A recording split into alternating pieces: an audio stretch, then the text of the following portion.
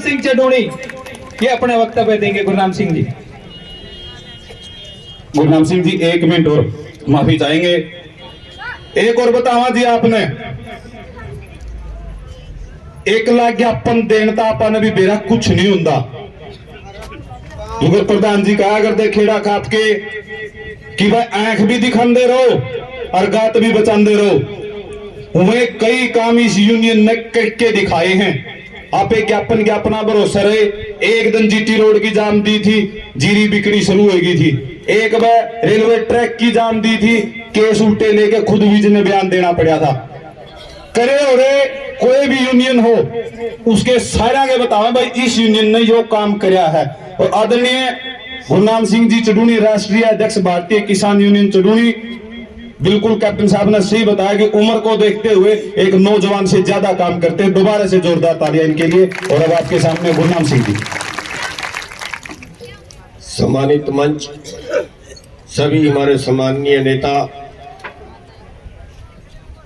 सामने बैठे हमारे भाइयों, बुजुर्गों, प्यारे बच्चों, हमारी माताएं, बहनें, बेटियां बैठी हैं, हमारे रागनी वाले भाई, सबसे पहले सभी को राम राम, सभी को नमस्कार।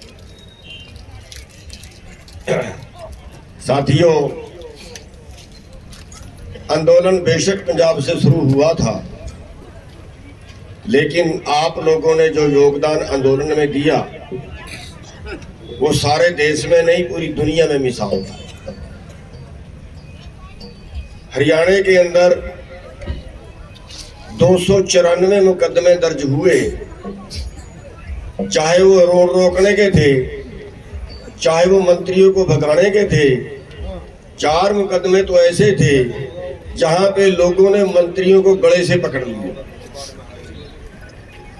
पूरे देश के अंदर नहीं, पूरी दुनिया के अंदर मिसाल थी कि मुख्यमंत्री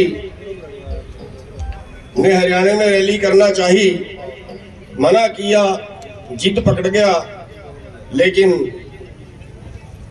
हरियाणा के बहादुर लोगों ने जहां हेलीकॉप्टर उतरना था उसके नीचे घुस गए और नीचे आया हुआ हेलीकॉप्टर वापस उड़ाना पड़ा। 294 मुकदमे हरियाणा में दर्ज हुए, पूरे देश में 294 मुकदमे नहीं थे। साथियों, 48,000 लोगों के ऊपर, उसमें हमारी माताएं बहनें भी शामिल थी जिनके ऊपर मुकदमे दर्ज हुए थे। और जो फैसला हुआ था, समझौता हुआ था, उसमें सभी केस वापस लेने की बात रखी थी, मान भी ली थी। लेकिन अभी तक 164 केस वापस उन्होंने किए थे और 130 केस बकाया थे। लेकिन जिस दिन हमने कॉल दी जीटी रोड जाम करने की 24 तारीख को, तो उसके पहले दिन होम सेक्रेटरी ने बुला के सभी को वापस करने का ऑर्डर दे दिया। कुछ मुकदमे अभी वापस है, उसके बाद जो टोल के बंद करने की कॉल दी थी वो मुकदमे वापस है। जैसे यहाँ भी को बात कर रहे थे, कल होम सेक्रेटरी से मीटिंग है, उनकी भी बात रखेंगे। और 32 मुकदमे इस आंदोलन के पहले के थे, वो भी विज ने वापस लेने के लिए हाँ की थी, लेकिन वो अभी थोड़े से लटके हुए हैं, उसके लिए भी कल बात करेंगे। तो साथियों, कहने का मतलब ये है कि आप बधाई के पात्र हो। जो आंदोलन आपने लड़ा है, जिस तरीके से लड़ा है, वो एक मिसाल थी और सरकार को आपके आगे झुकना पड़ा। साथियों, 163 मुकदमे केंद्र सरकार के भी थे, जो रेलवे के थे, जिनके लिए शायद बहुत हम आवाज बुलंद नहीं कर पाए थे। उनका भी जिस दिन हमने 24 तारीख को रेलवे ट्रैक जाम करने की बात की, तो 163 मुकदमे पूरे देश के, हरियाणा के नहीं पूरे देश के, वो भी वापस हो गए।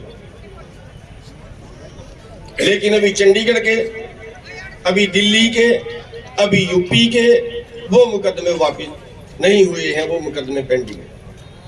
उनके लिए भी जितना हम कर सकते हैं उतना प्रयास जरूर करेंगे। रही बात कई भाई, फिर भी उड़ाना दे देते हैं तो क्या किया जा सकता है। अभी धान की बात कर रहे थे, इस बार 25 मॉइस्चर का धान 17 मॉइस्चर पे धान बिकता है, 25 मॉइस्चर तक भी कोई कट नहीं लगने दिया। नहीं खरीद रहे थे, 22 घंटे जीटी रोड जाम रहा। लेकिन साथियों, सवाल इस चीज का है, हरियाणा में यूनियन 1978 में बनी थी, आज यूनियन बनी को 44 साल हो गए। 44 साल पहले आपकी हालत अच्छी थी, आज 44 साल बाद आपकी हालत माड़ी है। हरियाणा के आंदोलनों में करीब 32 किसान मारे जा चुके हैं। इस आंदोलन में 750 से ज्यादा किसान मारे जा चुके हैं।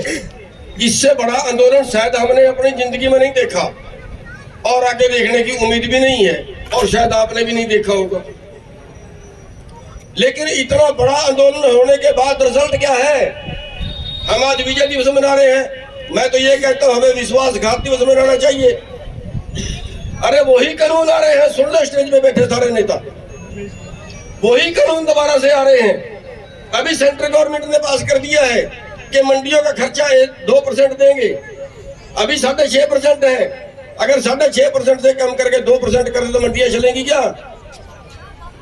अभी जगह जगह अडानी गोदाम बढ़ा रहा है, सारा गेहूं अडानी के गोदाम में बिकेगा।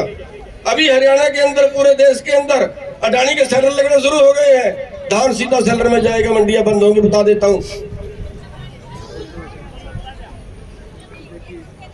इससे बड़ा आंदोलन नहीं हो सकता। इससे बड़ा आंदोलन, इतना बड़ा आंदोलन होने के बावजूद साल बाद तक केस वापस क्यों नहीं हुए और हम क्यों बैठे हैं? केस वापस क्यों नहीं हुए और हम किस इंतजार में बैठे हैं? और साथियों, डूब मरने की बात है। हमारे यूपी के अंदर निर्दोष किसानों को कुचल के मार दिया। हमने क्या किया? कुचल के मार दिया और हमारे किसानों पर मुकदमा बना दिया। आज 4 किसान जेल में हैं। एक भी आदमी ने आवाज नहीं उठाई, एक सिंगल ने भी। 4 किसान आज भी जेल में हैं। हम यहां बैठे हैं, हमें कोई मारने आ जाए, फूल बरसाएंगे हम उस पे? वापस हमला नहीं करेंगे क्या हम उस पे?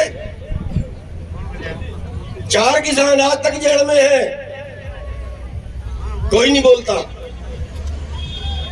खाली फॉर्मेलिटी पूरी।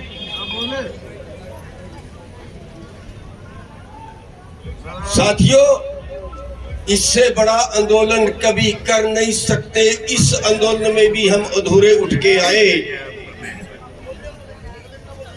फिर आगे बढ़ेगा क्या?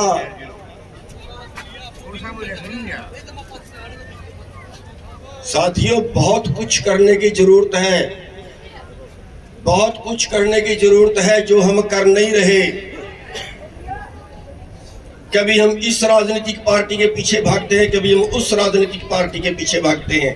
कहते हैं अराजनीतिक, और मैंने देखा है एक गाड़ी पे एक तरफ किसान यूनियन का झंडा है, दूसरी तरफ राजनीतिक पार्टी का झंडा है। मैंने पंजाब में देखा, आम आदमी पार्टी का झंडा इस तरफ, किसान यूनियन का झंडा इस तरफ, फिर कहते हैं हम अराजनीतिक भी हैं। साथियों, आपको समझना पड़ेगा, आप वोट के मालिक हो, 65% वोट के मालिक हो। राज वोटों से बढ़ता है, फिर आपका राज क्यों नहीं बढ़ता? मैं सोच के हैरान हूं। हम तलवे चाटने चले जाते हैं दुष्यंत चौटाला के, हम तलवे चाटने चले जाते हैं हमारे वास्ते बीजेपी के, हम तलवे चाटने चले जाते हैं हुड्डा के। क्यों आप अपने बीच से खड़ा करके नहीं बना सकते क्या? अब की बार कई जगह आप लोगों ने पहल की, कई जगह आपने ब्लॉक समिति मेंबर बनाए, जिला परिषद मेंबर बनाए। क्यों आप में कुछ करने की काबिलियत नहीं है क्या? क्यों तलवे चाटने जाते हैं उनके? सबसे बड़ा डर वोट का है। जब तक वोट का डर पैदा नहीं करोगे तो समझ लेना कुछ नहीं कर पाओगे। अगर सर छोटू राम आंदोलन करके कुछ कर पाते तो कर लेते, राजनीति में जाने की जरूरत नहीं थी उनको। साथियों, आपकी वोट आपका हथियार है। आजादी के वक्त एक ही चीज मिली, लोकतंत्र में एक ही चीज मिली आपको, सबसे बड़ा हथियार आपके पास वोट का अधिकार है। जिसको मर्जी इस वोट के हथियार से मार दो, जिसको मर्जी इस वोट के हथियार से बना दो। आपके पास बांधने नहीं आई। हम जाति पे, धर्म पे और पता नहीं किस किस चीज पे, इलाकावाद पे, अभी हरियाणा और पंजाब को फूट डालने की बातें फिर शुरू हो गई हैं। बस यहीं पे अड़ गए।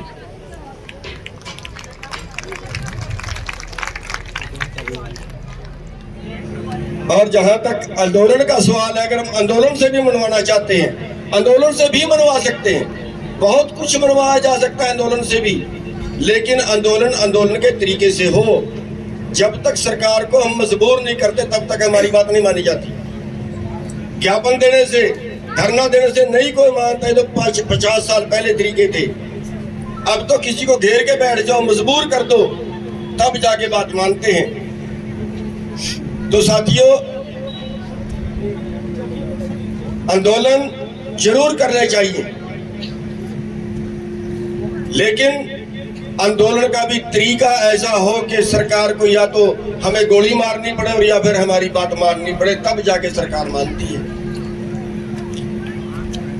जब सरकार को ये विश्वास हो जाए कि ये किसान लोग हैं, ये बैठ गए, उठने वाले नहीं है, कुछ करके ही उठेंगे।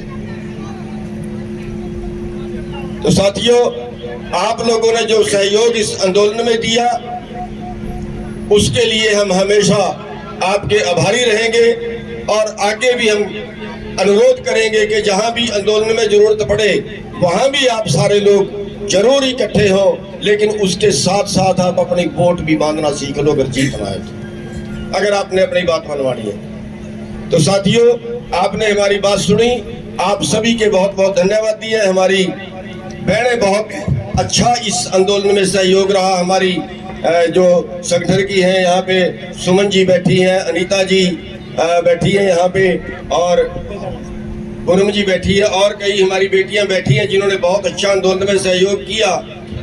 और आपके इलाके से पूनम रेणु जी हैं कंडेला से, वो बहुत अच्छा काम कर रही है और उनको हम आज इस मंच से प्रमोशन भी देते हैं, उनका पद बड़ा करते हैं, उनको रोहतक मंडल की अध्यक्ष आज हम बनाते हैं। जोरदार तालियां। और देसी भाषा में आपने बतावा, गुरनाम सिंह जी आप करो पूरा जी बात। हम उम्मीद करेंगे सब उनका भी साथ देंगे। और हाँ, जहां हमारी जरूरत पड़े, हरियाणा के किसी कोने में, हरियाणा के किसी कोने में कहीं जरूरत पड़े और किसी संगठन को पड़े, एक की बात नहीं करते, किसी संगठन को पड़े और कोई जरूरत पड़े और हरियाणा के किसी क्षेत्र में पड़े, तो चाहे रात को आवाज मार लेना, रात को भी पहुंचे। धन्यवाद। और